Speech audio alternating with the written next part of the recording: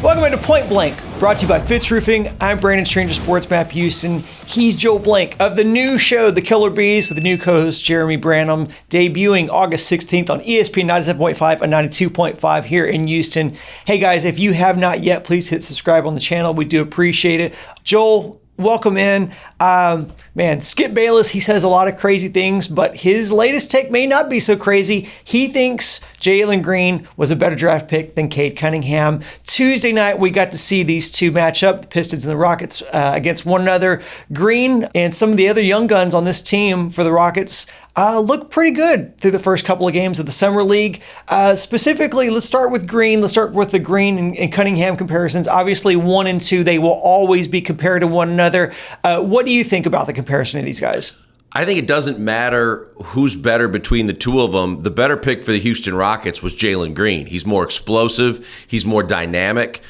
Cunningham, after 1 year in college, seems to be a guy that's more a system-type player, whereas Jalen Green's just going to go out and grab the bull by the horns and take control of a game. I mean, he can rise up and shoot threes over people. He's got a great vertical jump. You can tell he can handle the basketball. He struggled a little bit early last night with a couple of turnovers, but overall, this is a kid that really has a total package to develop, and it may take a couple of years for him to really blossom into a star or a superstar, but you can tell already they got the pick right, and he is the perfect fit for this young Rockets team. I think obviously with these two, there's going to be a lot. This narrative's going to continue.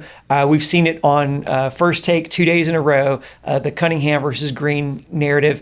And it's going to last throughout the season and probably through Rookie of the Year balloting. I want to get some of your thoughts on the Rookie of the Year balloting and how much that actually matters. Before we do that, give us a word from Fitz Roofing. Well, we love Fitz Roofing. They're dedicated to the people of Houston, and they'll take care of you every step of the way. They have the best warranties in the business. They do the best work. They have the best ratings, and they use the best products. Simply put, there's only one place you go if you have a leaky roof or you need a roof repair for your business or your house. It's Fitz Roofing, FITZroofing.com, or better yet, call them 832-521-3001. Free, no obligation inspection, costs you nothing to see what they can do for you. They come to you. It's a perfect way to get the process started. Check them out today. Fitz Roofing, making a difference, one home at a time.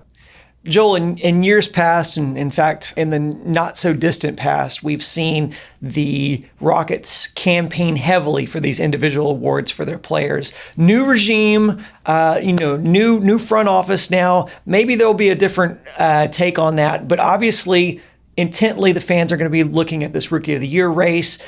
If you're a Rockets fan, do you really even care about that award?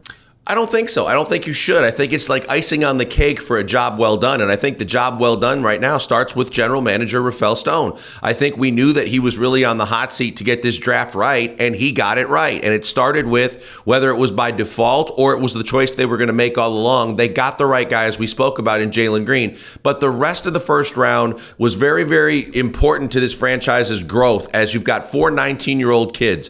They're all going to be able to grow and blossom together. And we're not even talking about the guys they already found last year in Kenyon Martin Jr., along with Kevin Porter Jr., along with some of the other guys that became role players like Jayshawn Tate.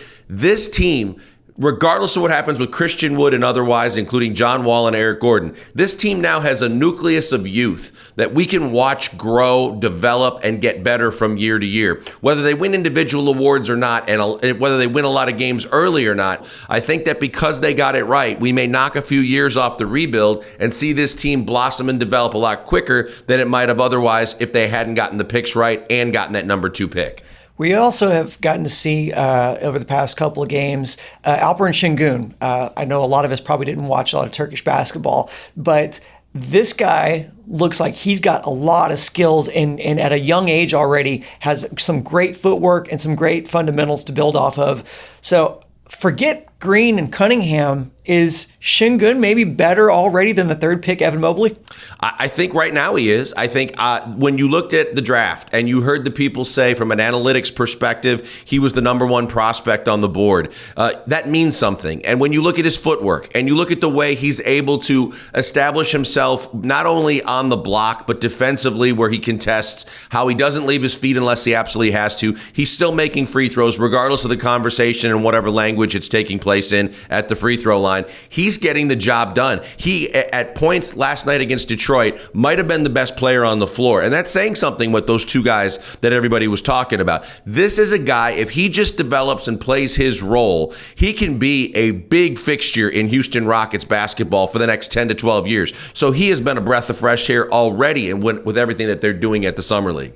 What do you want to see out of the Rockets this year? I mean, obviously it's lofty to expect them to be, in the mix for a playoff spot, or maybe it's not. What do you want to see out of this team this year? I want to see growth and development, Brandon, and I think sometimes it's addition by subtraction. I want to see what they can do to move Eric Gordon. If there's anything to keep John Wall from being a negative influence on these young kids, I want to see them grow together. I want to see where Kevin Porter Jr. and Jalen Green can figure out which role they're going to play. Who's bringing it up? Who's playing the two? How are they going to feed off of each other? Can they make each other better instead of only worrying about themselves individually? And then the other draft picks, how they fit into the mix, what roles they're going to play, and how quickly they're going to develop. Because it's one thing to say they're doing this on the level of a summer league in Las Vegas, but they're not playing true NBA talent until they start playing regular season games. That's what I'll be looking for too. How do they take the punishment and going up against grown men every single night,